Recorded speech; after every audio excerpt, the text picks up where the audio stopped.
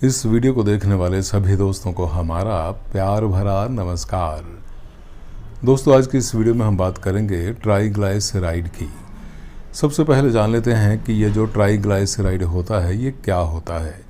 तो दोस्तों, ये एक तरह का फैट होता है और ये फैट हमारे खून में होता है। दोस्तों, ध्यान दें कि हम जो भी खाना खाते हैं उसमें कैलोरीज होती हैं। ये कैलोरीज हमारा शरीर इस्तेमाल कर लेता है, लेकिन जो कैलोरीज बच जाती हैं वे हमारे शरीर में उस जगह पर जमा हो जाती हैं जहाँ जहाँ पर चर्बी होती है। दोस्तों, ध्यान दें कि ये ट्राइग्लिसराइड हमारे शरीर के लिए बहुत ज़रूरी होता है और इसीलिए हमारा जो शरीर है इसको जमा कर लेता है, ताकि जब कभी भी हमें इसकी ज़रूरत पड़े तो हमारा शरीर इसका इस्तेमाल कर सके।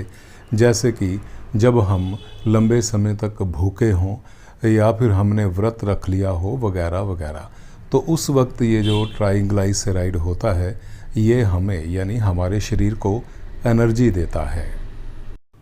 लेकिन दोस्तों, अगर ये ट्राइग्लिसराइड यानी फालतू कैलोरीज हमारे शरीर के अंदर ज़रूरत से ज़्यादा जमा हो जाएं तो फिर ये हमारे शरीर के लिए नुकसानदायक है, यानी हमें नुकसान देती है, ख़ासकर हमारे दिल को।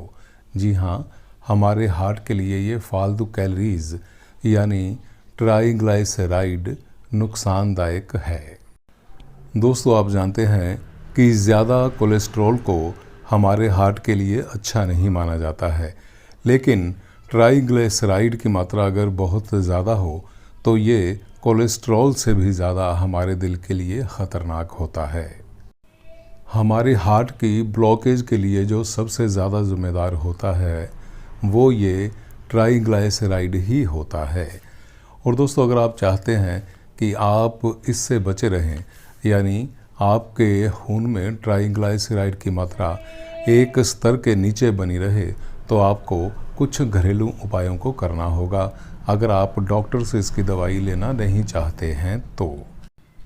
दोस्तों, अगर आपके खून में ट्राइग्लिसराइड की मात्रा ज़रूरत से ज़्यादा है और आप इसको कम करना चाहते हैं या फिर कंट्रोल करना चाहते हैं, तो आपको सबसे पहला काम जो करना होगा वो होगा अपना वज़न कम रखना।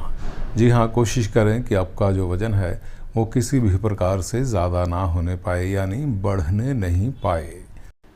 अगला ख्याल जो आपको रखना है वो ये है कि आपने चीनी या फिर चीनी वाले पदार्थ जैसे कि रसगुल्ला, बर्फ़ी, जलेबियाँ, इस प्रकार के जो डायरेक्ट चीनियों को काफ़ी ज़्यादा मात्रा में आपके शरीर में पहुंचा देते हैं उनसे बचना होगा, यानी उनको बहुत ही कम खाना होगा।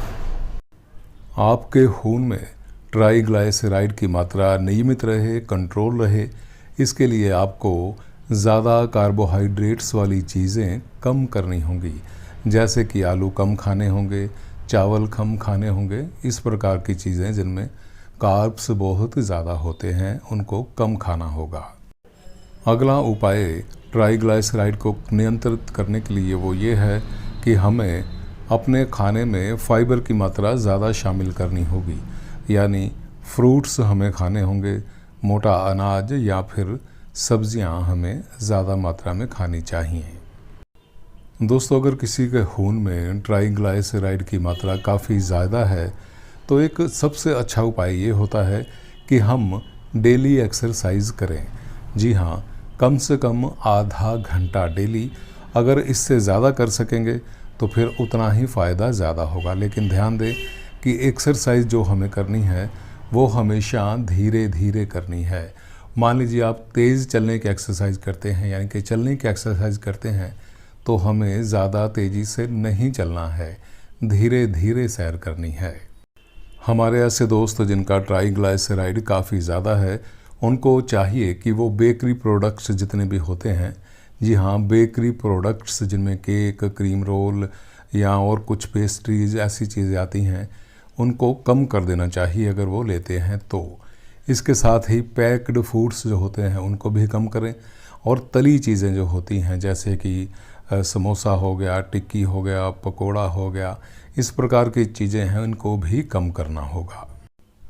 अगर आप नॉनवेज खा लेते हैं तो दोस्तों आपको चाहिए कि आप हफ्ते में 1 या 2 बार फ़िश को खा लें। आप जानते हैं कि फ़िश में ओमेगा 3 होता है जो कि हमारा जो ट्राइग्लाइसराइड होता है उसको कम करने में मदद करता है और इस प्रकार से हमारा जो हार्ट होता है वो स्वस्थ बना रहता है। लेकिन यहाँ ये भी ध्यान रखें कि आपने चिकन बहुत कम खाना है और मटन तो खाना ही नहीं है। दोस्तों बहुत सारे लोगों को आदत होती है कि वो जो मक्खन होता है और जो देसी घी होता है वो बहुत ज़्यादा मात्रा में या फिर काफ़ी मात्रा में खाते हैं। तो दोस्तों ये जो मक्खन या देसी घी या डालडा घी होता है ये हमारा जो ट्राइग्लाइसराइड होता है इसकी मात्रा को काफ़ी ज़्यादा कर देते हैं और इस प्रकार से हमें जो हार्ट अटैक का ख़तरा है वो ज़्यादा हो जाता है। तो हमें चाहिए कि इन चीज़ों को भी कम कर दें, काफ़ी कम कर दें। और दोस्तों आखिर में आपसे ये भी कहना चाहेंगे कि अगर हमारे किसी दोस्त को ट्राइग्लाइसराइड की समस्या है तो उसे चाहिए कि हर प्रकार के नशे से दूर रहे। जी हाँ, हर प्रकार के नशे से हमें दूर रहना चाहिए। दोस्तों इस वीडियो से अगर आपकी जानकारी में ज़रा सा भी इजाफा हुआ है तो कृपया इस वीडियो को लाइक और शेयर ज़रूर कर दें। अपना कीमती समय निकालकर इस वीडियो को देखने के लिए आपका बहुत बहुत धन्यवाद। जय हिंद।